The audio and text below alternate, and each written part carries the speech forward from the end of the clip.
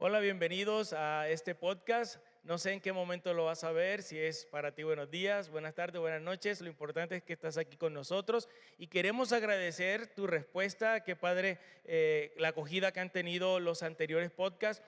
Y pues bueno, agradecerte a ti que te has suscrito y también agradecer a Carlito que está por allá en control, siempre manejando todo esto. Y como te acabas de dar cuenta, tengo un invitado muy especial para mí y es el pastor Rubén, mi pastor.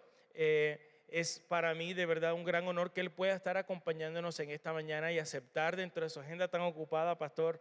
Gracias por estar acá con nosotros. Al contrario, gracias, Pastor Miller. Es un honor. Pastor Rubén es pastor de la iglesia Cornerstone en Querétaro, es mi pastor y también pastor de muchos otros pastores, ¿cierto? ¿Como cuántos pastores? Am, Como unos 25, 26 pastores. Wow, así que imagínate cuántas ovejas tiene el pastor Rubén. ¿Qué se siente ser pastor de pastores? Por un lado se siente hermoso cuando Dios respalda y ellos van dando fruto, el evangelio va creciendo, el reino se va estableciendo. Por otro lado es un reto, es un reto. No sé qué sea más fácil, si crecer iglesia o crecer pastores. Wow, yo creo que las dos cosas son necesarias y por eso el Señor te llamó para eso. Primera pregunta, Pastor Rubén. Bueno, si tienes más preguntas para Pastor Rubén y si te gustaría que hagamos otro podcast con él, déjanoslo saber en los comentarios. Pero yo quiero empezar con la primera pregunta. ¿Cómo llegaste hasta aquí, Pastor? ¿Cómo ha sido esa trayectoria de vida? ¿Qué edad empezaste? ¿Cómo te habló el Señor? ¿Cómo fue ese llamado de Dios para tu vida y cómo te has mantenido durante todos estos años de ministerio? Bueno, es una pregunta amplia, tendríamos que ir a la historia. Mis papás son, mi papá ya está con el Señor, pero mis papás fueron pastores. Mi mamá todavía pastorea la iglesia de ellos. Así es que yo crecí en una casa cristiana y crecí en la cultura de una iglesia. Yo siempre supe en mi corazón que Dios me había llamado para esto. Desde niño yo sabía que iba a ser pastor. Todo mundo lo sabía en la iglesia. Mi papá me puso a predicar a los 15 años por primera vez a toda la congregación y de ahí en adelante pues era la carrera. No elimina el proceso de Dios, los pasos, las etapas, pero siempre hubo una seguridad en mi corazón de que yo había nacido para eso. Así es que sí, de Dios hubo el llamado, de Dios hubo la palabra profética, la confirmación, el tiempo, la forma, no se quitan del proceso, aunque ya existía una seguridad de ello. Yo recuerdo algo que está grabado en mi corazón, tener tal vez 13, 14 años y bautizarme en la iglesia de mi papá. Mi papá me bautizó. Y ese día, en el culto, minutos antes de que el culto arrancara y los bautizos comenzaran, mi mamá me regaló una Biblia. En aquel entonces la Biblia de último moda era la llamada Biblia Thompson, que hacía referencias entre los versículos y al final tenía todo un compendio de temas y versos. Y mi mamá me la regaló y era algo especial porque pues no era fácil de adquirir y además era el último grito de la moda en Biblias. Y yo recuerdo estar ahí con la Biblia hojeándola y escuchar a Dios decirme estas palabras. Tu mamá te regaló una Biblia, pero yo te voy a regalar mi palabra. Esa fue la expresión y con el tiempo fui entendiendo que aunque tengas una Biblia, necesitas al Espíritu Santo que te vaya explicando, abriendo los ojos, abriendo el entendimiento a lo que el corazón de Dios quiere decirte con lo que lees en la Escritura. Y son pequeñas cosas que responden a tu pregunta. Así supe, así se confirmó que yo había nacido para esto. Ok, Paz, usted tocó, bueno, te voy a tutear, ¿verdad? Porque Por favor. normalmente nos tuteamos. Los colombianos somos los que tenemos este rollo de tutear. Aquí en México no, así que los que están en otra parte no piensen que soy un maleducado. Pastor, usted tocó, oh, no, ahorita estoy diciendo usted otra vez. Tú tocaste una palabra, tuve la seguridad. ¿Cuántos años de ministerio has tenido, Paz? Pues es que como te digo, no hubo así un día específico. A los 15 años comencé a predicar, a los 20 yo ya era líder de jóvenes, a los 22 ya era anciano gobernante en la congregación, a, a los 30 ya ayudaba a pastores. Así es que, pues yo calculo unos 40 años. 40 años de ministerio. Sí. Wow. Oye, cuando sea grande quiero ser como tú. Paz, usted tocó la palabra seguridad. ¿Cuáles han sido esos momentos, si es que han existido, donde quizá fluyó o entró una pequeña duda acerca de su llamado o momentos difíciles que le hicieron tambalear? Bien, creo que no fue una duda, pero sí un momento de cuestionarte, no el llamado, sino la trascendencia de este. Y en la vida, por lo menos en mi caso, siempre hay momentos, cada determinado tiempo, a veces calculo unos 5 años o 10 años, que te preguntas o que sientes perfectamente que no tienes lo que se requiere para la siguiente etapa. Una cosa es hacer lo que haces y dominarlo, y otra cosa es que de repente Dios te promueva a otro asunto. Entonces, la primera vez que nos encargamos de una iglesia, ¿tendríamos nosotros la capacidad? O la primera vez que diste una consejería, ¿será que yo sé hacerlo bien? La primera vez que un pastor dijo, yo quiero que tú seas para mí mi pastor y me guíes, y preguntarle a Dios, ¿seré que tengo lo que se requiere? Y tienes ese sentimiento de a lo mejor no tengo lo que se requiere. Y solo llegar Dios, confirmar, sentir cómo Él te capacitaba, sentir cómo Él te crecía, sentir cómo Él te dotaba dones o talentos que requeridos en la etapa en la que ibas, fue la experiencia. Eso te lo puedo asegurar, 4 o 5 veces en el caminar de 40 años.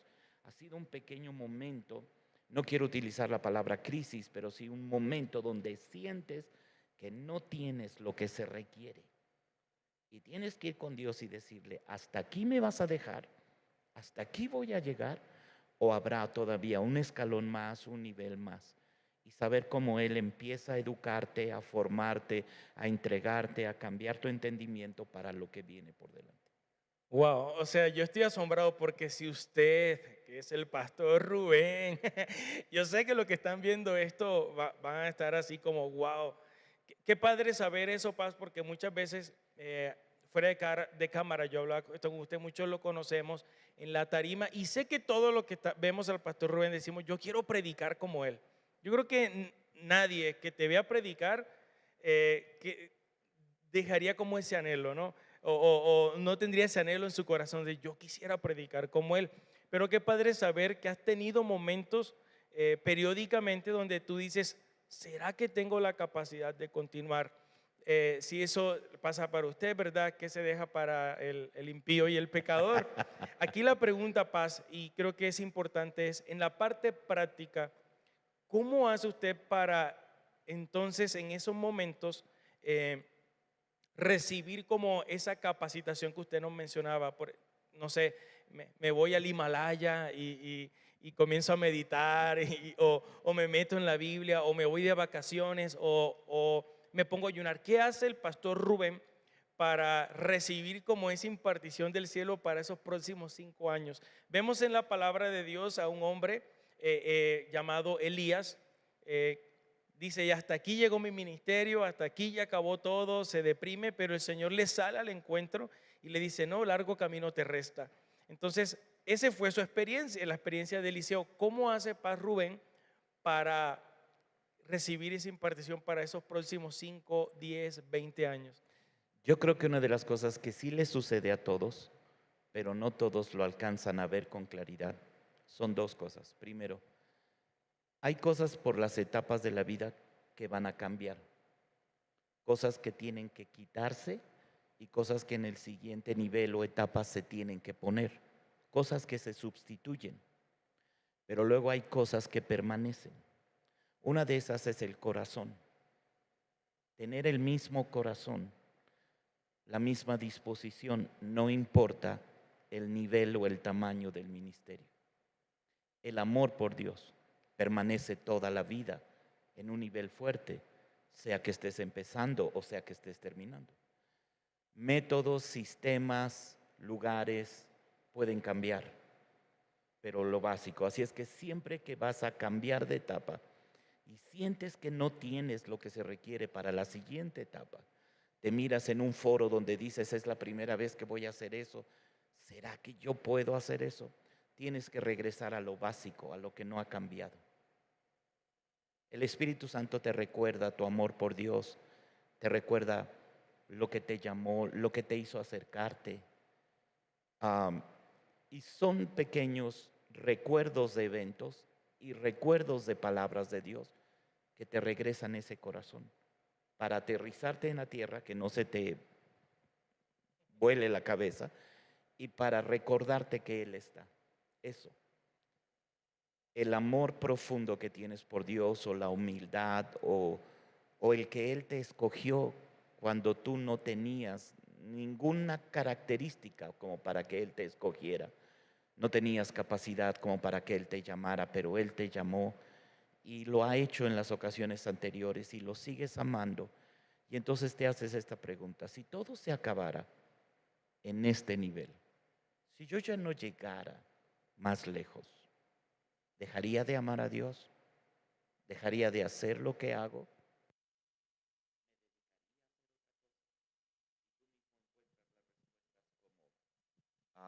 No, no lo dejaría de hacer. Sería imposible. No me miro haciendo otra cosa, y eso te regresa al corazón. Esa es la primera. Cuando una persona no tiene un piso firme al cual regresar, esa persona se va a extraviar. Repito, la gente sube de nivel, pero ya no tiene piso firme al cual regresar. Esa persona se va a extraviar. Yo creo que son todos los momentos de intimidad que Jesús tenía con Dios. Podría ser una prédica para 5,000, o una multiplicación, o levantar un muerto. Pero el tiempo que regresas con Dios y te sientes chiquito y te recuerda todas estas cosas y equilibra tu corazón, es el primer paso. El segundo paso es que Dios siempre, en cada etapa donde me va a estirar o me va a impulsar o me va a promover, ha traído una persona a mi lado. Siempre. Alguien de quien aprendo, alguien que me acompaña, alguien que me inspira, alguien que me muestra, y eso me catapulta para el siguiente nivel. ¿Sí? Aparte del pastor que Dios me regaló, que ha caminado conmigo los últimos 20 y tantos años, aparte de él ha habido otras personas que en momentos específicos Dios ha acercado. Yo creo que esas dos cosas, si es que no me equivoco, esas dos cosas siempre suceden con todas las personas. Son expresiones de la Biblia pero recuerda de dónde te llamó, o recuerda de dónde te sacó. Y la otra es mirar cómo los va emparejando y los manda de dos en dos y siempre acerca a alguien. Eso es lo que ha sucedido. Interesante, porque esto nos enseña, Paz, de que no hay que caminar solos. ¿Correcto? No hay que caminar solos. ¿Qué personas te inspiran, Paz? ¿O Pues te han inspirado te digo, en diferentes en etapas. diferentes etapas? Am, el pastor Pete ha tomado casi todo el porcentaje de lo que ha inspirado, porque ha sido un camino de casi 25 años. Pero cuando Dios me dio la oportunidad de empezar a viajar saliendo del país, me dio el regalo de estar un día con Miles Monroe de las Bahamas. Y su vida hizo un cisma conmigo, sus enseñanzas, su manera de ver las cosas, su manera de ver el reino. Y el hecho de sentarte a la mesa y comer con él un día y hacer sobremesa, que te firmara su libro, porque milagrosamente estas son cosas de Dios. Un amigo mío se hizo muy amigo de él, lo invitó a predicar a Estados Unidos. Yo pude viajar a Estados Unidos, pero como mi amigo organizaba, entonces en la mesa, pues nada más estaba mi amigo, él y yo. Luego mi amigo se tuvo que ir a ver algunas cosas del evento, así es, me quedé con él platicando un breve lapso de tiempo. Eso me cambió. Eso empezó a revolucionar mi cabeza. Es una de las personas que más me inspiró. Otra de las personas que ha tocado mi vida de manera diferente, un personaje que tú conoces, un hombre de Dios, a Luciano Subirá en la actualidad, de manera diferente a como lo hizo Miles Monroe, pero te voy a platicar algo muy personal. Espero que todos ellos no lo tomen a bien. Aquí entre nos, que nadie lo sepa. Cuando yo lo conocí, él llegó a Querétaro a predicar. Así es que 1 hora antes de predicar lo conocí, se subió a predicar y luego nos fuimos a cenar y ya comenzó la amistad. Sin conocerme, predicando, él dijo, yo siento que Dios va a romper una barrera contigo. Dice, y siento que ese asunto te va a llevar a tu siguiente nivel. Y en ese momento metió su mano en el bolsillo, sacó todos los dólares que traía, que eran como $1,700, y los puso en mi mano. Y dijo, este es el comienzo. Y verdaderamente, aunque no me creas, desde ahí el asunto económico se quebró por completo. Y empezó a fluir de una manera que todo empezó a crecer en ese lado o en ese aspecto. Ese hombre marcó esa parte y Dios la usó para destapar o para romper esa parte de la vida ministerial. Son 2 personas. ¿Quién más? Debe haber otras 3 o 4 por ahí. Ok, Paz. Entonces, Carlito, creo que si le podemos subir un poquito más de volumen al Paz Rubén para que todos podamos escucharlo así súper bien, porque lo que nos estás contando es un tesoro valioso. Precisamente la siguiente pregunta que te quiero hacer va muy ligada con ese momento que cuentas del pastor Luciano Subirá. No sé si él vaya a ver esto alguna vez. Saludos, usted es muy famoso también. ¿Qué momentos identificas que fueron claves en las etapas de tu ministerio, Paz? Por ejemplo, tú dices, no, pues iniciamos. Yo sé que usted me ha contado la historia. Iniciamos en un taller mecánico, algo así, ¿no? Como iglesia aquí en Querétaro. Es correcto. ¿Qué identifica? ¿Qué momentos claves? ¿Qué cosas pasaron? ¿Qué hiciste o qué te dijo Dios que te fue llevando a la siguiente etapa hasta ser el pastor que hoy eres? El pastor Rubén es un hombre, para los que quizá por primera vez lo ves, te estás perdiendo de un gran hombre de Dios. Y síguelo, tienes redes sociales, Paz. De la iglesia. De la iglesia Cornerstone Querétaro, ahí vas a escuchar y vas a ver las prédicas del pastor Rubén, pero Dios lo usa de una manera tremenda en la palabra, en la administración. Y tú no lo dices de ti, pero no eres un pastor de una iglesia, ni siquiera de una ciudad, ya eres un pastor que te mueves a nivel, pues, a altos niveles, a nivel internacional, en auditorios muy grandes. Entonces, Paz, ¿cómo llegaste a eso? ¿Qué cosas comenzaron a pasar? Nos acabas de decir que esta fue una en el área económica. Sí. Pero ¿cuáles fueron las otras en diferentes áreas que tú dices, cuando pasó esto, mi vida espiritual cambió, cuando pasó esto, mi forma de predicar fue un boom? Danos detalles para seguir esos ejemplos. Por ejemplo, en el caso de cómo predicar, la manera en que Bishop Pitts, Michael Pitts, mira la escritura, me asombró desde la primera vez. Cosas que la gente no sabe, pero Dios me ha permitido traducirle a él sus mensajes cuando viene a predicar a México. Así es que comencé porque, pues, es uno de esos momentos donde dices, va a venir un personaje a predicar, tú tengo que traducir, y si me equivoco, no siento que sea yo el adecuado para traducirle. Mi idioma inglés no es así al 100%. Surge ese sentimiento otra vez. Así es que yo me chuté todos los mensajes, las cintas, los cassettes de aquel entonces, todos, 60, 70 de sus mensajes, los escuché. Luego dije, ¿cómo lo logra? ¿Cómo lo hace? ¿De dónde caramba saca lo que predica? Estoy leyendo el mismo verso, pero no veo lo mismo que él ve. Eso nos pasa a todos, pero ahora contigo. Ok.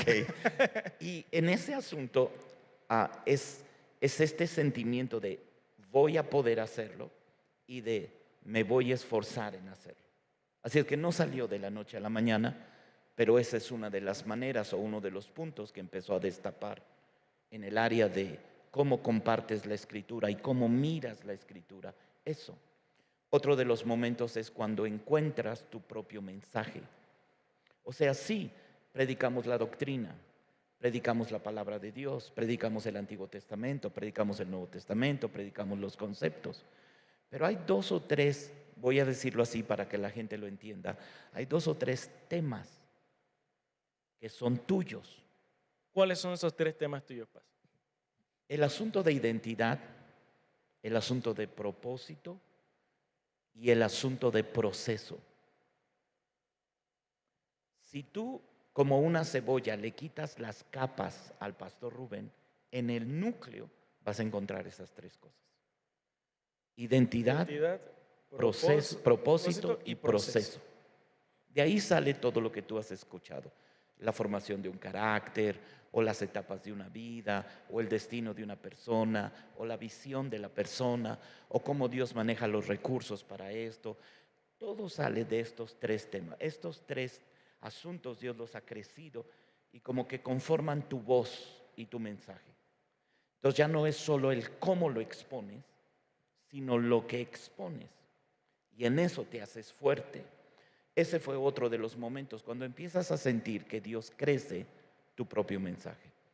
Lo miro en tu vida y veo que Dios ha puesto esta pasión por su mover. Lo dices de maneras diferentes. La administración del Espíritu Santo, el mover del Espíritu Santo, la gloria. Y buscas eso. Va a llegar el momento en que eso se convierta en un mensaje muy especial en tu boca. Sí, puedes predicarle a matrimonios, o puedes predicarles a varones, o puedes dar una clase a estudiantes de instituto, pero si alguien te preguntara en tu centro, eso sería. Y eso es otro momento detonante en la vida de una persona, cuando encuentra su propio mensaje. Así es que el cómo predicamos, el qué predicamos, el asunto de la consejería fue otro de las claves. Porque la gente venía con sus problemas o conflictos y tú sentías que no tenías la palabra adecuada. Tú sabes, son cosas que no dices, pero sabes.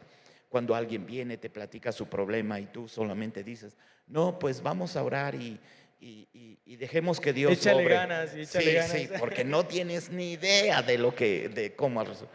Pero luego ver cómo Dios comienza a revelarte una parte, otra parte, a explicarte algo, y empiezas a armar el rompecabezas y dices, eso se puede resolver así, así, así. Hagamos primero esto, el segundo paso va a ser esto, y si se dan estas señales y si suceden estos frutos, entonces podemos llegar a esto. Y este es tu problema y esta es la solución del problema. Cuando esa capacidad terminó por brincar o salir a la superficie en tu vida, fue otra cosa que detonó. Así es que son 3 etapas en la vida que nos hacen hecho ser lo que somos, pero todavía nos faltan muchas otras. Y ahí vamos para la siguiente. Bueno, decirle entonces a todos que seamos como fieles a lo que Dios ha puesto en nuestro corazón. Es correcto. Sí, personas nos inspiran, pero también es como desarrollar esa identidad en la hora de dar ese mensaje.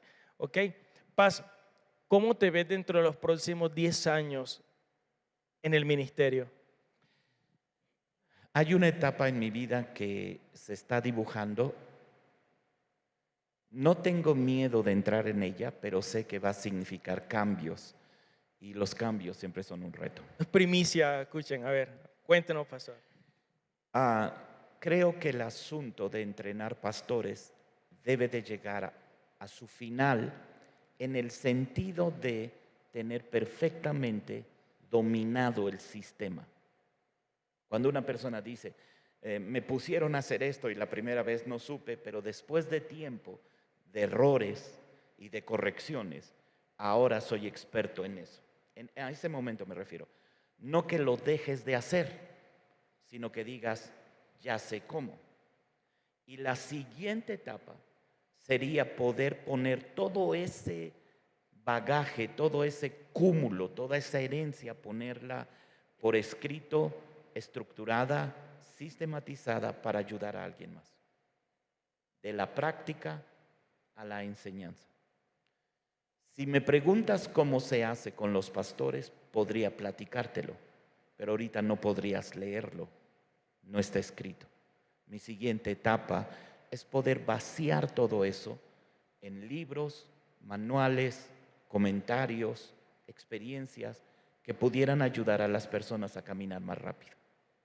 Esa es mi etapa. Entonces, tal vez en el futuro deje de pastorear directamente y pueda comenzar a estructurar eso y a sentarme solo con gente como tú y a vaciar eso y dejar el material en las manos. Por allí empieza a dibujarse la siguiente etapa. ¿Qué esperas o cuál sería el pastor ideal para pastorear? ¿Qué esperas tú de un pastor que te busca para ser pastoreado por ti? Esa es una pregunta difícil porque algunos de los que vean van a decir, Vamos, Paz. pero te lo platico de esta manera. Yo le he preguntado a muchos hombres de Dios, mucho más grandes que yo, ¿cuál es la primer característica, la principal, la más importante de las muchas características que un pastor debe de tener? ¿Cuál es la más importante para saber que es un buen pastor? A muchos me han dicho la vida de oración, otros me han dicho su conocimiento bíblico, otros me han dicho su capacidad para adorar, otros su amor por las personas, otro su liderazgo o su capacidad organizacional. Son todas las tareas o áreas que un pastor debe desarrollar. Pero la principal de ellas, que yo considero, es mi opinión, que te hace saber que ese va a ser un buen pastor, que va a durar para siempre y que va a alcanzar niveles altos, es su capacidad para procesar el dolor. La gestión de las emociones. Comienza por ahí, pero de entre todas las emociones, separa la del dolor. Porque lo que te va a hacer renunciar al ministerio es un momento difícil, que ya no pudiste manejar, que te llevó a tu límite y dijiste, hasta aquí. A veces la gente lo dice, hasta aquí llegué, ya no puedo más. O a veces la gente lo hace una tontería, se equivoca, renuncia, lo avienta. Y en eso el ministerio se queda trunco. Jesús fue exaltado hasta lo sumo, sí por su obediencia, sí por su amor, sí por su santidad, pero por sobre todo, porque aguantó la cruz y sufrió hasta el máximo. El tamaño del ministerio está medido por la capacidad o la medida de capacidad de manejar el dolor. En el ministerio va a haber muchos momentos que te causen diferentes asuntos de dolor. No soy un predicador pesimista, pero sé que eso es verdadero. Porque cuando te va bien y todos los congregantes están bien portados y las finanzas son abundantes y la gloria de Dios se derrama los domingos, tú estás feliz. Pero cuando alguien te traiciona, cuando alguien comienza a hablar mal de ti, cuando todos se van, o en la familia las cosas no están igual, o cuando alguien a quien amas mucho ya no está presente, todos esos te van a calar en el corazón. Vas a seguir ministrando igual, predicando igual, creyendo igual o impulsando igual. Ahora termino con esta parte. Tenemos este concepto de que Dios no nos da más de lo que podamos aguantar. Bien, a lo mejor por eso mi ministerio no crece, porque yo no podré aguantar más. Y lo que yo tal vez me enoje y le diga a Dios, ¿por qué no puedo llegar a lugares más altos? Él diga, mi hijo, no te lo estoy negando, te estoy protegiendo. Porque tú no tienes la capacidad para llegar allá. Porque si yo te dejo llegar allá, se te va a botar la chaveta, se te va a tronar el corazón y me vas a dejar las cosas a la mitad. Pero entonces sabes que todas las personas que han llegado a cierto nivel han podido aprender a procesar dolor de manera rápida, lo interpretan correctamente, lo ubican correctamente, sueltan fe en el asunto y lo procesan para poder vivir. Así es que no es muy popular el mensaje, pero la medida del ministerio es tu medida para tu capacidad para procesar el dolor. Es lo que determina hasta dónde vas a llegar. Tu momento de dolor, Paz, más fuerte que nos puedas compartir. No ha habido muchos.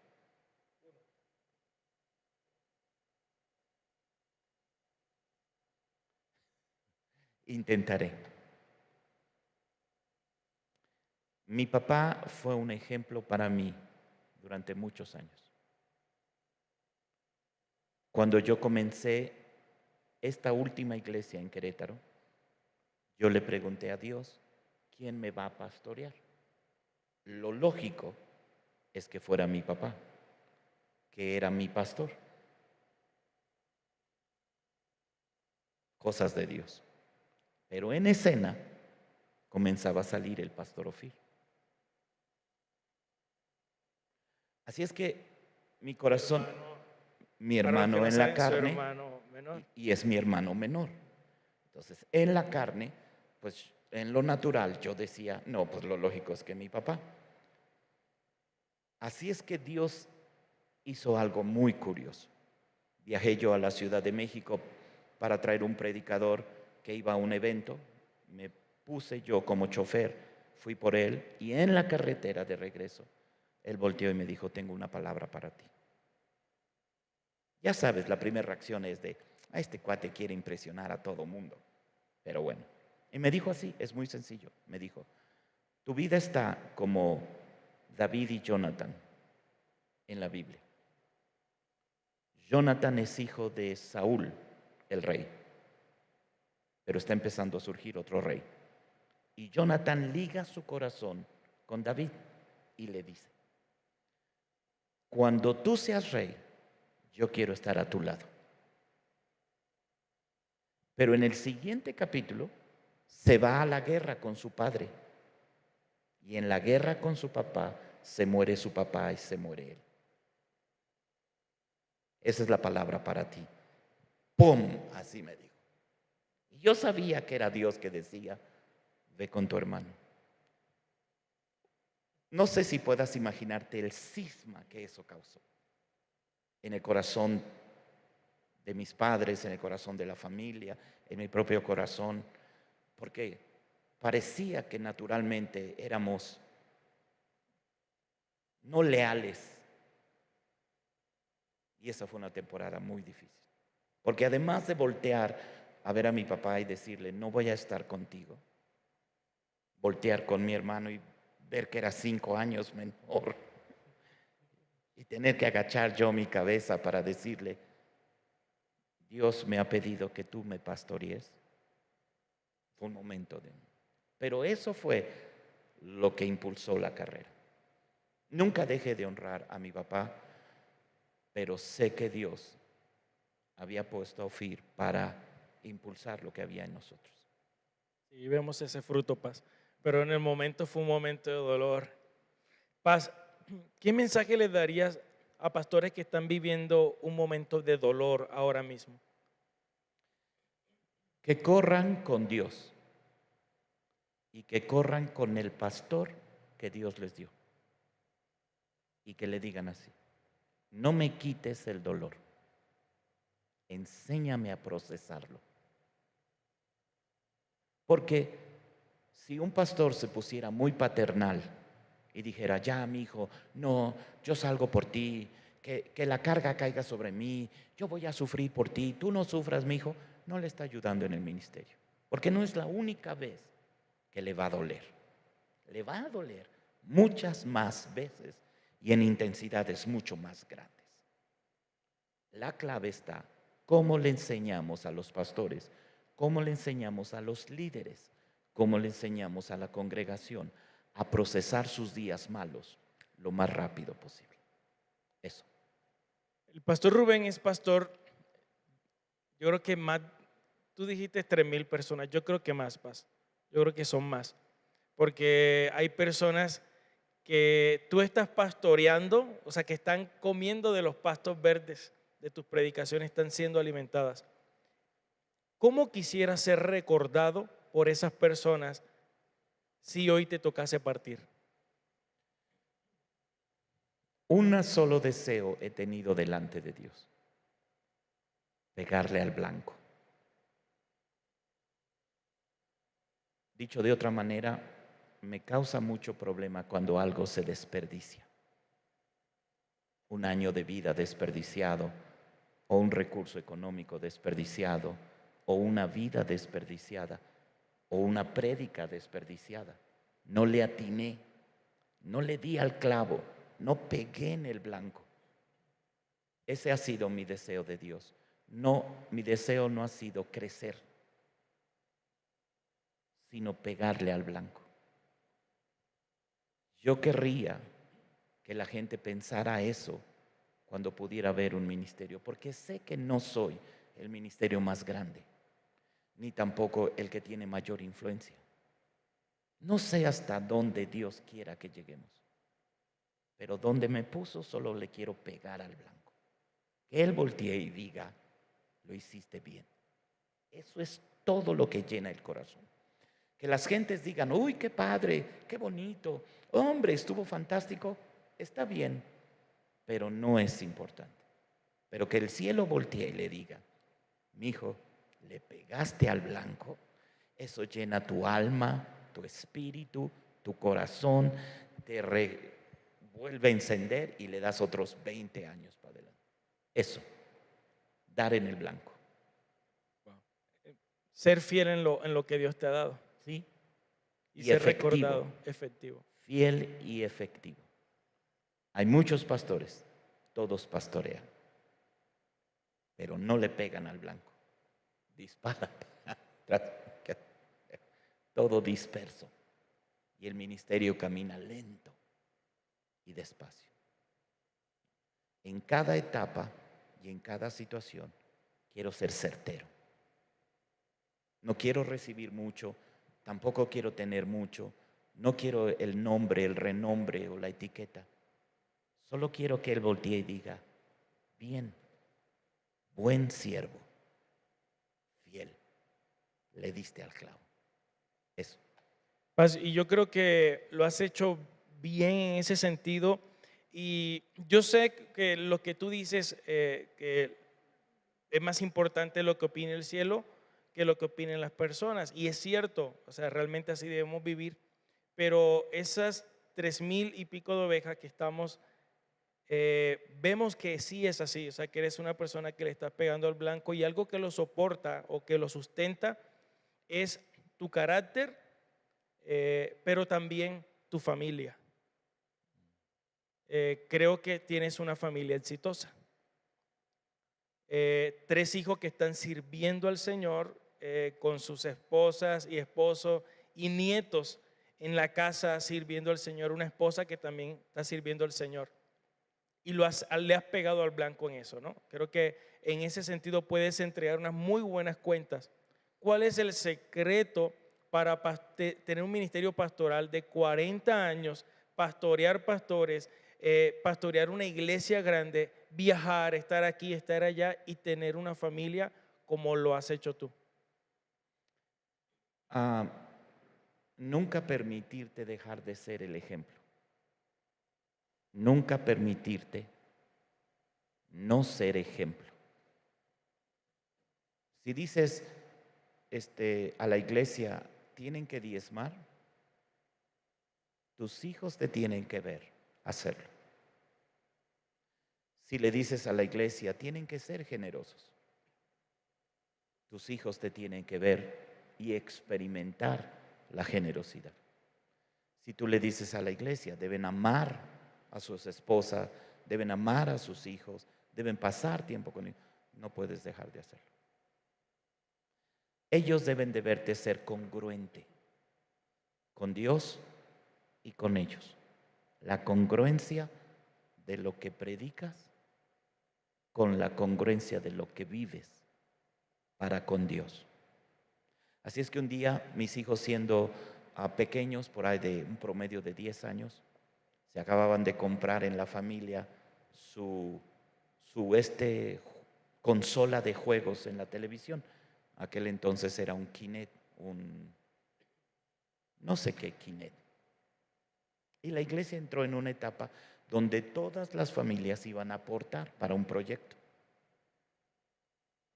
Así es que ellos que tuvieron que agarrar su juego nuevecito y ponerlo como ofrenda, porque tienes que ser congruente.